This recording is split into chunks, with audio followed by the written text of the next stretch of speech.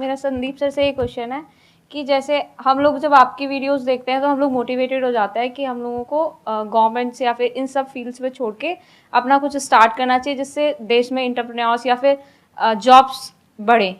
फिर हम लोग देखते हैं आप लोगों को कि भाई यूपीएससी में एक ऐसी पावर होती है जो हम करना चाहते हैं वहाँ पे हमको डायरेक्ट पावर मिलती है। जैसे कि मैं अगर एजुकेशन के फील्ड में कुछ अच्छा करना चाहती हूँ तो मेरे पास डायरेक्ट पावर होती है कि हम लोग वहाँ से कर सकते हैं।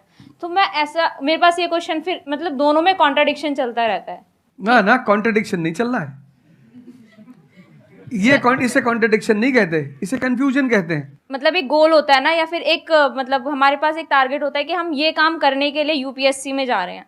नहीं, सरकार जो कहेगी वो करना है। हाँ, I was about to say that. आपका क्या गोल है? आप क्यों कर रहे? आप नेता थोड़ी है, आपकी पार्टी का मैनिफेस्टो थोड़ी है, घोषणा पत्र। आप एक राजपत्रित अधिकारी हैं, गैजेटेड ऑफिसर। आपका जो मिनिस्टर होगा फोन मिलेगा, मैडम जी ये कस्तूरबा गांधी प्लान में अभी तक कितना काम हुआ? जी sir, I give the review in the evening sir. Okay, thank you. ठीक है मैडम, बाय, खत्म। सो आपका कहने का मतलब है कि जो सिविल सर्वेंट बनते हैं या आईएएस ऑफिसर बनते हैं उनके पास कोई पावर नहीं होती? पावर होती है जब तक जनता अपनी पावर नहीं समझती। आज की डेट में इस देश में पावरफुल कौन है? जनता। We the people of India solemnly resolve. Yes sir.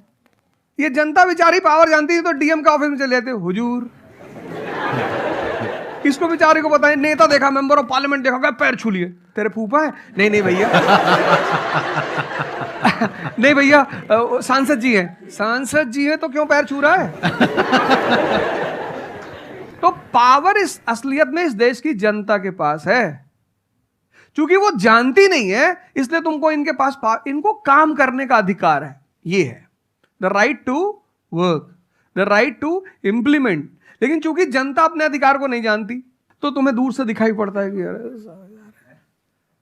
आप बेटा कंफ्यूजन से बाहर आओ, ठीक है? और ग्लैमर मत देखो। आप बेसिकली पावर नहीं देख रहे हो, आप ग्लैमर देख रहे हो। आपको जो करना है उसको डिसाइड कर लो आप, और उस रास्ते पे आगे बढ़ो कि आप कल किसी भी फील्ड के मुकेश अंबानी बन जाओ, अडानी बन जाओ, वॉरेन बफेट बन जाओ, बिल गेट्स बन जाओ। इस रास्ते पे जाओ। Thank you sir.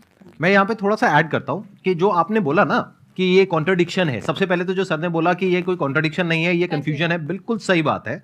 अब कंफ्यूजन क्या है, उसकी जड़ क्या है?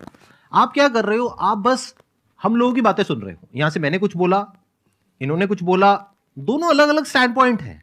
मतलब इस दुनिया में आर्ट्स भी है, साइंस भी है, कॉमर्स भी है।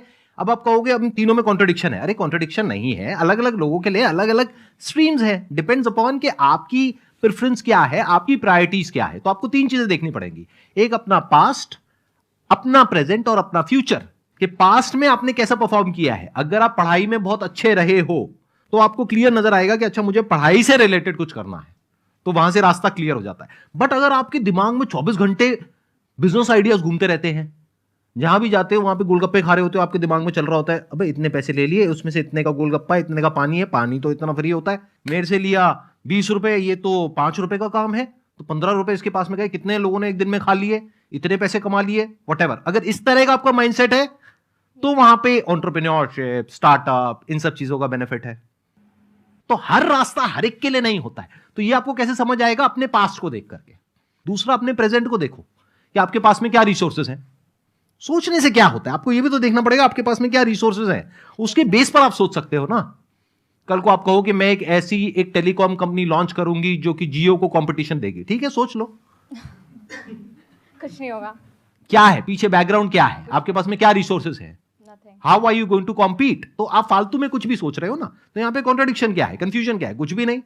तो जब आपके रिसोर्सेज ही आपको अलाउ नहीं कर रहे वो करने के लिए, तो सोच क्यों रहे हो? तीसरा, फ्यूचर में आप अपने लिए कैसी लाइफ चाहते हो।